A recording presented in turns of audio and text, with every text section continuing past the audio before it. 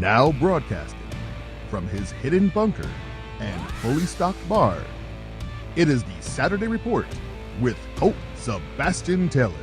Hello, my friends, and welcome to the Saturday Report with me, Colt Sebastian Taylor, adventurer, entrepreneur, and amateur podcaster here, bringing you all the news you may have missed last week, this week, and probably some things you probably already heard about that I want to talk about also.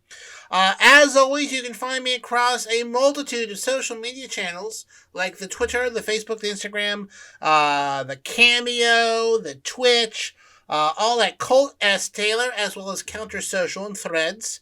Catch up all my adventures at ColtSebastianTaylor.com. And then finally, most importantly, if you're listening to this, you are most likely a subscriber and follower at anchor.fm/ColtSTaylor, where I post this episode every Saturday for your consumption. All right, my friends, let's get started with this week's Saturday Report. First up this week, as you may have heard last weekend, unfortunately, Matthew Perry, the actor, passed away at the very young age of, I believe, like 54, was found dead in his home in, I believe, Los Angeles. Right now, the current working theory is he had a cardiac event in a hot tub and then drowned in the hot tub thereafter. Cause of death is currently deferred at the moment. They're doing a they are doing a toxicology and autopsy and whatnot. Obviously, he's had some backgrounds with drug and alcohol abuse, so they want to make sure to see what's going on there. But very shocking announcement last week that he had passed away. Best known for his role as Chandler Biggs on Friends. That show went from, I believe, 1994 to 2004. He was in 236 episodes as one of the main quote-unquote friends and whatnot. And also did several movies that are very good. I definitely recommend The Whole 9 Yards from 2000 with Bruce Willis and Amanda Peet, one of my favorite movies. But he was also known for Fools Rush In, Almost Heroes, 3 to Tango, Serving Sarah, The Whole 10 Yards, which was a sequel to The Whole 9 Yards, and several other movies. Did a bunch of series, even after Friends. He did Studio 60 on the Sunset Strip. He was a recurring role in The Good Wife. He was in Go On. He did a remake of The Odd Couple. And he, of course, most recently was seen in the Friends reunion special, talking about Friends. But as I mentioned, he did have a drug and addiction problem. He became addicted to Vicodin after a 1997 jet ski accident. He was taking up to 55 Vicodin pills a day. When he was 30, he suffered from alcohol-induced pancreatitis. And he had to go through several rehabs, try to get that under control. In fact, he says there's a few seasons of the Friends show he just doesn't remember doing. Doesn't remember doing any of these episodes. In the later seasons in the series, he was apparently frequently drunk and high on set. The cast members tried to get a few interventions with him, but was unsuccessful. Like I said, he does not remember a 3-year period of acting on Friends because of his addictions. Basically addicted to Vicodin, amphetamines, methadone. He was in a coma for 2 weeks in 2018 due to gastrointestinal perforation due to Vicodin abuse. But he had recently seemingly had managed to get back on track until his unfortunate passing. In 2022, he estimated he spent $9 million on his addiction, which includes 14 stomach therapy surgeries, 15 stays in rehab, and therapy twice a week for 30 years. And he also said that he's attended almost 6,000 Alcoholic Anonymous meetings.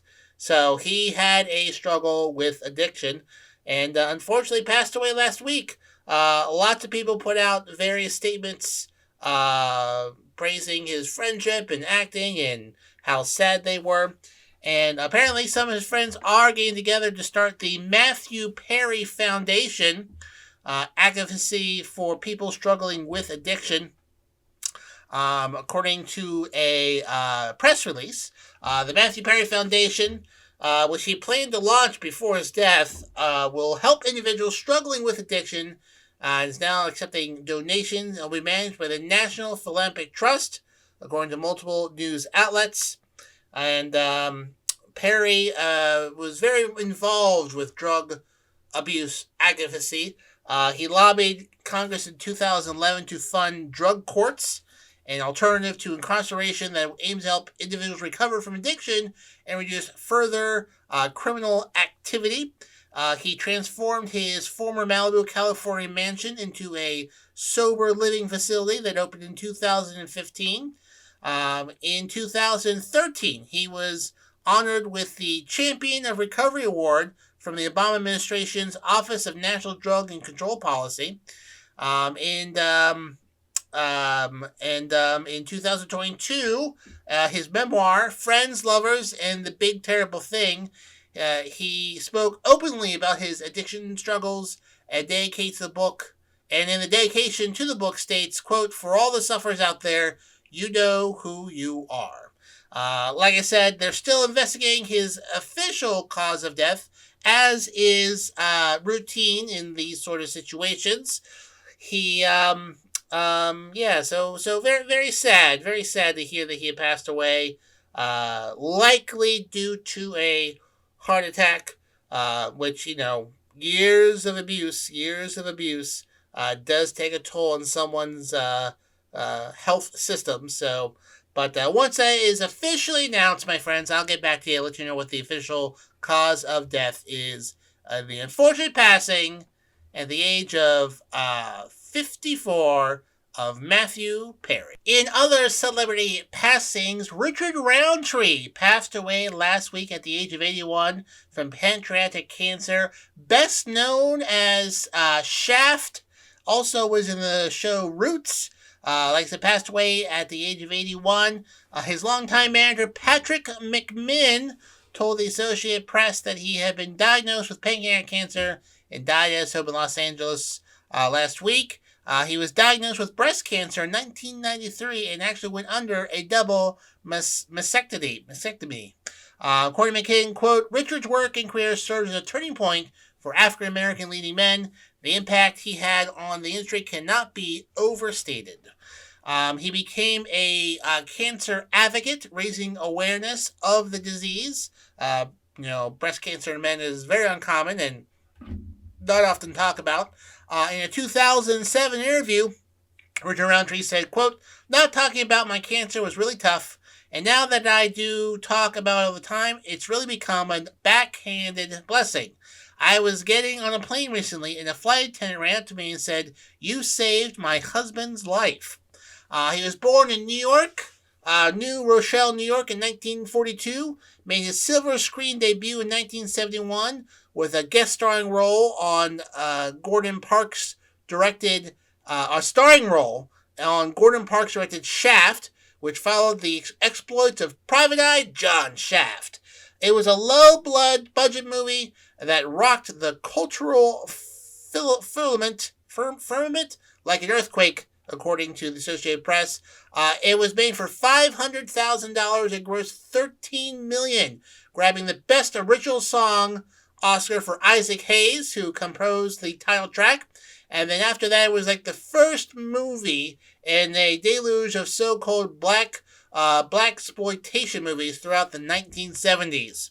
The film was a turning point for African Americans in American cinema, and Shaft was the template for the genre, with black actors featured in every key role and its unvarnished portrayal of ghetto life. Richard Roundtree earned a Golden Globe nomination for Most Promising Male Newcomer in 1972. He also went on to portray John Shaft in 1972's Shaft's Big Score, 1973 Shaft in Africa, and the Shaft TV series. He was also in the 1977 blockbuster miniseries Roots, where Roundtree played Sam Bennett, starring in the historical drama opposite of LeVar Burton, Robert Reed, and John Amos. The NAACP Image Award nominated actor kept busy throughout the decades, making guest appearances on The Love Boat, Magnum P.I., Fresh Prince of Bel-Air, and Beverly Hills 90210, and he even returned as Shaft in the reboot Shaft with Samuel L. Jackson and Jesse T. Usher. And that film grossed around $21 million in the box office. His most recent movie appearance was the 2023 comedy Moving On with Jane Fonda and Lily Tomlin. Many different people went to social media to mourn his loss and celebrate his life. According to Samuel Jackson posted on Instagram, Richard Roundtree, the prototype, the best to do it ever, Shaft as we know it and will always be his creation. His passing leaves a deep hole not only in my heart, but I'm sure a lot of y'all's too. Love you, brother. I'll see you walking down the middle of Main Street in heaven, and Isaac conducting your song, Coat Blowin' in the Wind. According to sorry, I lost where I was reading here.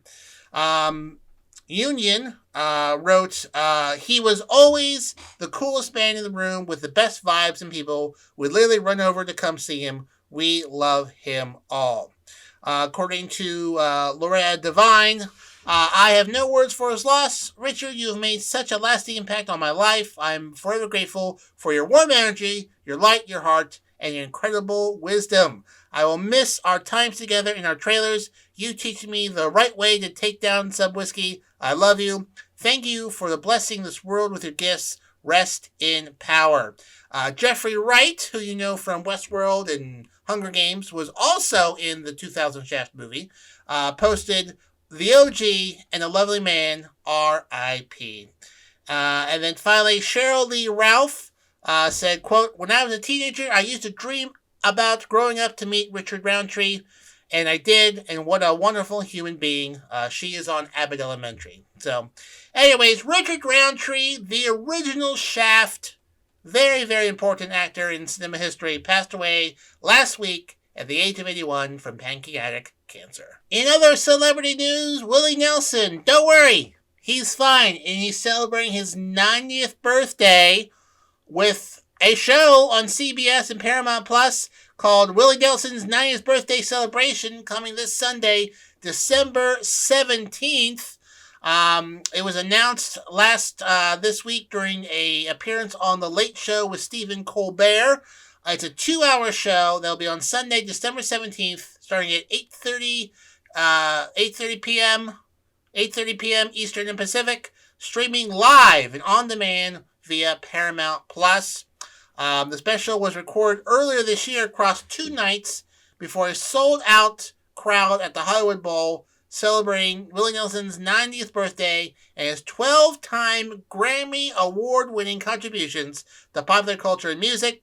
Performances from, this is the who's who here, performances from Beck, Gary Clark Jr., Sheryl Crow, Snoop Dogg, Norah Jones, Miranda Lambert, Dave Matthews, as well as his sons Lucas Nelson and Mika Nelson, Keith Richards, who's not a son, as well as Keith Richards, George Strait, and Chris Stapleton, hosted by Jennifer Garner and Chelsea Handler, as well as Woody Harrelson, Ethan Hawke, Helen Mirren, and Owen Wilson. That is a star-studded selection of people coming to Willie Nelson's birthday. That's pretty incredible. He said, quote, this is from Mark Rothbau and Keith Wortman, creators and executive producers of the show, said, it is the sincere privilege of our lives to have produced these shows celebrating our beloved Willie, And to partner with CBS to bring this special to fans around the world, viewers will now have a chance to sing, laugh, and cry and experience the joy of this celebration like never before. So, if you're a big fan of Willie Nelson, and I don't listen to him on a regular basis, but the guy is good. He's very, very good, and he's touched a lot of people's lives. So, if you're a big fan of Willie Nelson, perfect thing week before Christmas weekend to check out. Pour yourself a nice hot toddy. Maybe smoke a little bit of the Mary Jane, because I'm sure he was probably high on stage. December 17th, and watch Willie Nelson's 90th birthday on CBS and Paramount Plus. In other music news, Guns N' Roses debuted a new song this week called The General. They were playing at the Hollywood Bowl in Los Angeles, and they debuted a new song, The General, live. It was about apparently 10 songs into their set, between recent tunes Perhaps and Absurd. Before the track, Axl Rose said, quote, "We're going to try a new song, and the experience could be very interesting." The General is apparently a B-side to the recent physical release of Perhaps, which arrived earlier this year. The song marks the fourth new track Guns N' Roses have released since 2016's return of classic members Slash and Duff McKagan. All the songs were reworked from early demos, mostly from the Chinese Democracy sessions. Guns N' Roses will close out their 2023 tour with a show on Sunday, that's tomorrow, at Hell and Heaven Festival in Mexico City. So far, they have no shows booked for 2024, but apparently Slash is hitting the road next year on an international tour with his band Slash, featuring Miles Kennedy and the Conspirators, which you can get tickets for. And you can listen to the song online. They lots of YouTube recordings of it, and you can check it out, especially if you are a Guns N' Roses fan. A lot of good songs. So, new song from Guns N' Roses, The General. Check it out. Speaking of new songs, the Beatles released their last song this week. Yes, let me provide some context. Now, obviously, the Beatles, you got your Ringo, you got your Ringo Starr, Paul McCartney, John Lennon, and George Harrison. John Lennon was shot and killed in the early 80s. George Harrison passed away in 2000s. But they did release a new song. The Fab Four did release a new song, and it's very, very interesting. There's like a 12-minute documentary about it. But basically, when they were introduced in the Rock and Roll Hall of Fame in the mid-90s, 1995, Yoko Ono, the wife of John Lennon, gave Paul McCartney several cassette tapes of demos that John Lennon was recording at home after they broke up.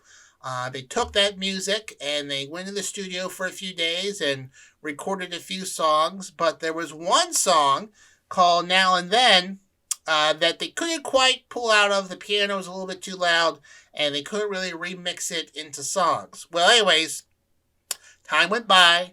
George Harrison passed away in 2000, and recently, Peter Jackson of Lord of the Rings fame took a bunch of old Beatles footage and songs from their, I think, Get Back recording session, which that's the famous one where they did the rooftop concerts and whatnot, and ran it through all of this new technology to clean up, and the documentary looks beautiful. It looks like high def recordings and videos of the Beatles working together. So Paul McCartney took this cassette to Peter Jackson, and it's like, what can we do with this? And they ran it through computers, some AI stuff, some formulas. I don't even know how it works, but they are able to pull out John Lennon's voice singing out of this cassette tape from the 80s, and then Paul McCartney and Ringo Starr worked together to make the song. They pulled George Harrison's guitar work from 1995 when they were messing around with the song, put that, and then put together a beautiful song. And it is their last song, basically. And they put out a music video, and the music video is Ringo Starr and Paul McCartney but then they took footage of George Harrison and John Lennon from different points of time and inserted them in various places throughout this music video. Like, you can tell that it's like, it's from an older film, but like, it's very well done. Very well done. And it's a pretty good song. It's a pretty good song also. And the song is, the music video is like very reflective. Like, Ringo's playing drums next to younger Ringo, and Paul McCartney is playing guitar to younger Paul McCartney, and, young John Lennon looks like he's waving at, old Ringo and old Paul McCartney. And it's a really good song, really good video, and just the process of taking a cassette from the late 70s, early 80s that was, stored away. You give it to the Lord of the Rings director, puts it through a big old computer, and can pull out the voice without any problem whatsoever. Like, pulls it out of the piano, and then they can digitize it and use it and remix it. It just blew my mind. There's like a 12-minute documentary about this that features lots of different people, including John Lennon's son, talking about, remembering John Lennon playing music at home and just recording things, messing around, and that, almost, 50, oh good, 20, 40, 50 years later, you can take that, put it on a computer, and be able to put out the song. So it is, I think, officially the Beatles as a quartet, their last song ever, was released this week. Now and then, check it out, listen to it, check out the music video. I'm not a big Beatles fan myself. People get really, really obsessed about it, but this song, this video, very impressive. I highly recommend you check it out. It is some good stuff. Speaking of checking things out, if you are in the world of social media, which I am, you need a good social media posting system. And check out my friends at socialbee.io. They are the social media management tool that you need to keep yourself organized across all your social media profiles, like the Facebook, the Twitter, the LinkedIn, the Instagram, the Pinterest, the Google My Business, the TikTok. They have Giftly, Canva, Unsplash integrations right into their posts. You can structure your content into categories. You can connect an RSS feed of any blog to import content automatically. Customize posts for each social media networks individually. Automatically generate hashtags, which I do all the time, based on an image or the words you have. Recycle evergreen posts. Set up a posting schedule for all your posts. Have multiple workspaces. Track your links performances with over 5 URL shortener integrations. And most importantly, you got your metrics. Analyze the performance of your accounts. Try them out for 14 days for free. Don't even need to give them a password. I mean, you can tell them that Colt Sebastian Taylor sent you, but, that don't matter. But check them out 14 days for free. And after those 14 days, I think you'll use them full time like I do. Check out socialbee.io today. Moving on to sports news. Last week, a hockey player died after taking an ice skate to the neck, cutting him deeply, and then he died at the hospital shortly thereafter. Nottingham Panthers player Adam Johnson sustained a cut to the neck from a skate worn by the Sheffield Steelers' Matt Petgrave last week. The Sheffield corner, Tankia Rodden, offered her sincere condolences to the friends and family of Johnson. There is an inquiry into that death. This took place in the United Kingdom, but it's been called a freak accident. The UK's top hockey division, the Elite Ice Hockey League, has announced that it will not make neck guards mandatory, which would have helped protect his neck, but strongly encouraged players and officials to wear them after Johnson's death and whatnot. According to the official statement, quote, he was taken by ambulance to the North General Hospital in Sheffield, where he later died that day as a result from the injuries he sustained. He was identified by his partner, Ryan Wolf. and inquiries will continue. Now, this is not the first time. Not the first time someone has been injured by a skate. First time someone has died, but there was an incident a few years ago with a blade to the neck, a lot of blood on the ice. Someone had their Achilles tendon cut by a blade a few years ago. But the NHL in the United States is very slow to change for safety equipment. According to Philadelphia General Manager Danny Briere, who used to be a player, it's always tough to change. Unfortunately, you're always waiting for something tragic to happen for change to come. Hopefully, we do not have to wait for another one. Neck guards are not mandatory in NHL or any other kind of cut protection for wrists or the back of players' legs where they're most vulnerable, other than their heavily guarded shoulders and elbows. The gruesome injury on the Achilles tendon prompted some players to try to use socks made of Kevlar, a synthetic fiber used to make bulletproof vests, and Cutlawn, which is the fabric that's used to make bite-resistant shark suits. Yeah. Some, however, some especially veterans, are reluctant because of how it feels on the ice. According to Jack Johnson, quote, "They feel weird in my skates. I wasn't too happy with the way I felt, but I've made it this far, so I'm going to stick with what's working." So, yeah. Famously, hockey players were not required to wear helmets into 1979, and those were just new players. If you played before 1979, you didn't have to wear a helmet, but if you started playing after 1979, you had to wear a helmet. And in 2013, eye protectors the face over the helmet to protect your eyes from hockey pucks. They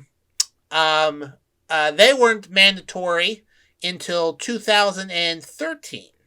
But like I said, helmets were not mandatory until 1979, and there were still folks in the NHL after 1979 that did not wear helmets. As late as the last 10, according to Hockey News, was Ron Duguay up until 1989, Al Secord 1990, Guy Lafleur in 1991, Harold Snepps 91, Greg Smith in 1993. Actually, the NHL repealed the mandatory helmet rule between 1992 and 1994, but then they reinstated afterwards. So during those 2 years, you didn't have to wear them. Those 2 seasons, you didn't have to wear them. So these players didn't wear them during those seasons. And that guy was Greg Smythe, Doug Wilson, Rod Langway, Brad Marsh, and Craig McTavish. He was the last one not to wear a helmet, him playing until 1997. He just got started in the NHL in 1979, so he's just in at that cutoff, playing from college, and he was the last one not to wear a helmet. So a lot of those old timers said they learned to play without a helmet, so they're not going to wear one now. Obviously, you should. But, those are the last ones. And the NHL is probably, a few more cut tendons, sliced necks. They're probably going to require a little bit more safety equipment on the ice. So we'll see if this changes. But right now in the United Kingdom, there's an inquiry on Adam Johnson's death. Playing hockey, took a skate to the neck, and then died later that day. Moving along, Scarlett Johansson, Black Widow, is suing an AI app that ripped off her likeness in an advertisement. And she appeared in a 22-second ad posted on Twitter by artificial intelligence image generation Lisa AI, 90s yearbook and avatar. Representatives for the actor confirmed to Variety that Johansson's not a spokesperson for the app, and her attorney, Kevin Yorn, handled the situation in a legal capacity. The advertisement was spotted on October 28th and has seemed to disappear from the internet. Quote the lawyer, "We do not take these things lightly. Per our usual course of action in these circumstances, we will deal with it and with all legal remedies that we will have." The ad, reviewed by Variety, is an old clip of Johansson behind the scenes of Marvel's Black Widow. Johansson says, "What's up, guys? It's Scarlett, and I want you to come with me," before a graphic covers her mouth and the screen transitions into AI-generated photos that resemble the actor. A fake voice imitating Johansson then continues to speak, promoting the AI app. It's not limited to avatars only. You can also create images with text and even your AI videos. I think you shouldn't miss it. In a fake voice. The fine print of the advertisement says, "Images produced by Lisa AI. It has nothing to do with this person." Don't think you can do that though. There, Lisa AI. Lisa AI apps. There's several of them. Is created by Convert Software and remain in the App Store and Google Play. The app maker did not respond to requests from Variety for comment and whatnot. Many states have strict laws when it comes to the right of privacy, according to this article, with California providing a civil claim for unauthorized use of one's, quote, "name, voice, signature, photograph, or likeness," which is exactly what they did. So, probably going to be sued. Last month, this is not the first time, Tom Hanks has also been used to promote various things. In fact, last month, a likeness and AI-generated face of him was used to promote a dental plan. That's not what Tom Hanks does. Tom Hanks does not endorse dental plans. He had to post on his Instagram saying, "Beware, I have nothing to do with it." So, hey, bound to happen. I talked about this like 3 years ago, but AI voices, AI pictures becoming a problem, and now it's a problem. Now, hey, it might be fun to see Johnny Cash sing "Let It Go" or have Michael Jackson sing a Beatles song, or fake these different songs and whatnot. But now we're breaking a problem here where someone could take your likeness and your voice and use it to advertise something else. Like, I'm okay. No one wants this voice promoting a dental plan or this face promoting a dating app. Not a problem with me, my friends. But other folks, could be a problem. In entertainment news, comedian Taylor Tomlinson was revealed to be the new host of CBS's new late night show, After Midnight. It broke the news Wednesday evening during the late show with Stephen Colbert, who has signed on as executive producer for the new show. It's set to launch in early 2024, taking the 12:35 a.m. slot following Comedy Central's At Midnight, which ran from 2013 to 2017.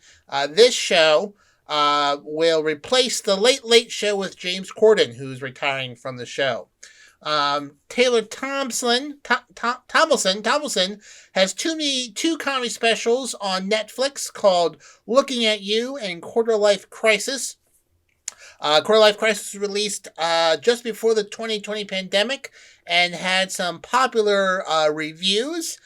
She was born in California and was a finalist on Last Comic Standing in 2015. She has 2.5 million followers on TikTok and 1.4 million followers on Instagram. I'm sure that helped with her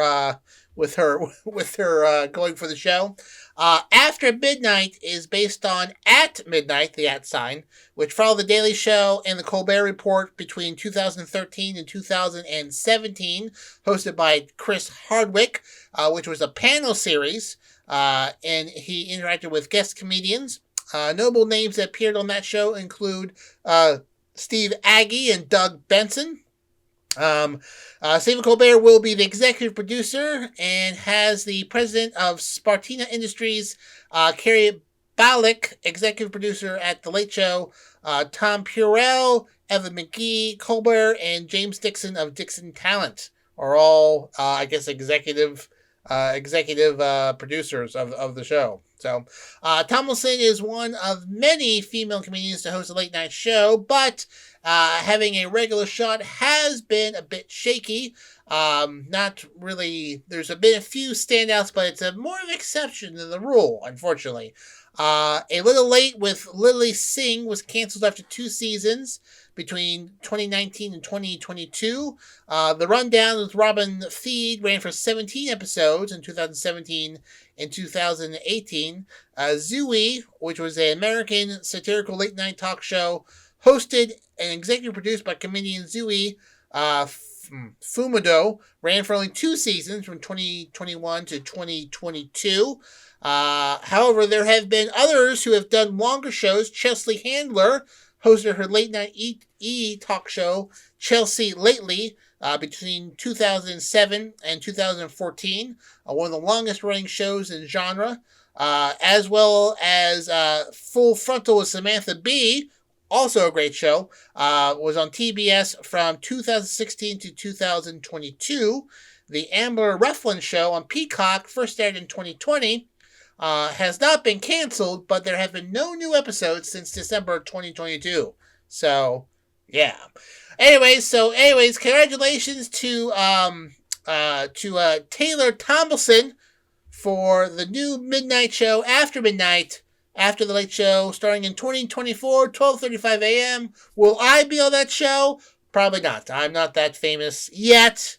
But if I do, that will probably be the first one I visit. I promise you, Taylor Tomlinson, if I become famous, there'll be only one after night show I'll go to, and that's After Midnight.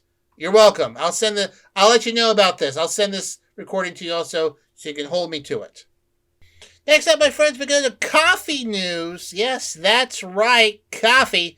Starbucks wants to have 55,000 stores by 2030 and wants to pay workers more long before that date. Announced this Thursday, it wants to have 55,000 stores by 2030.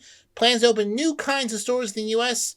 Dedicated to pickup and drive-through service. So, sit down, just a drive-through and pickup store. Starbucks currently has just a little over 38,000 stores globally. They plan to save $3 billion, give another 35 million reward members, and then put a bump up in worker hours, wages, and other incentives. More Starbucks customers, according to the press release, are doing business via its app for cold beverages, food, and to-go orders. The company has faced questions about demand amid higher prices for basics. Starbucks stores, however, continue to unionize as workers demand better pay and protections. According to Sarah Trilling, Executive Vice President and President of Starbucks North America, said in a statement, quote, "To capture that demand, we will build new stores with new formats in new cities and cities we're already in. To be clear, Starbucks has not saturated the U.S. market. Starbucks currently has 16,000 stores in the U.S. and expects to expand to count to 20,000 long term. The company has leaned on China for sales for growth, apparently. The chain had reported better than expected quarterly earnings. Executives said that they expect fiscal 2024 same-store sales growth of 5 to 7%, with earnings growth of 50 to 20%. But some analysts apparently have questioned whether Starbucks' previous longer-term targets.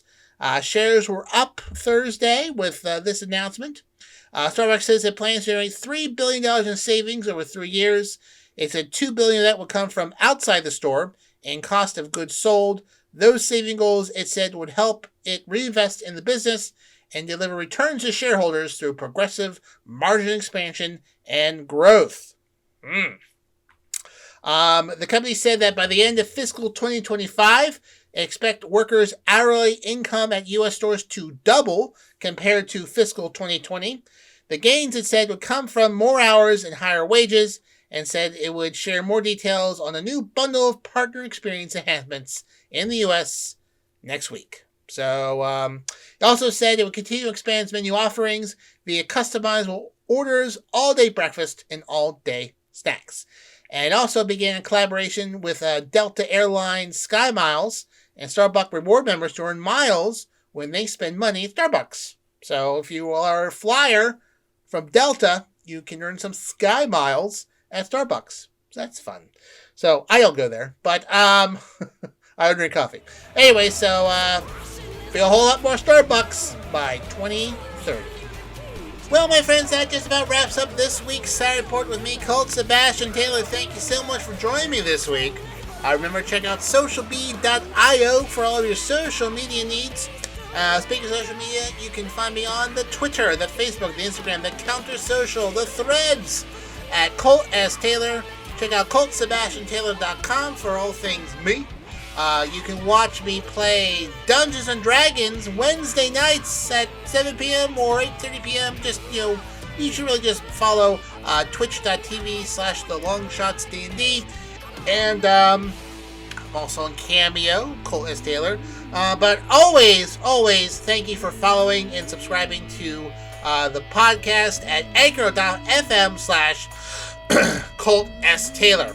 All right, my friends, until next week, I'm Colt Sebastian Taylor, and I'll see you later.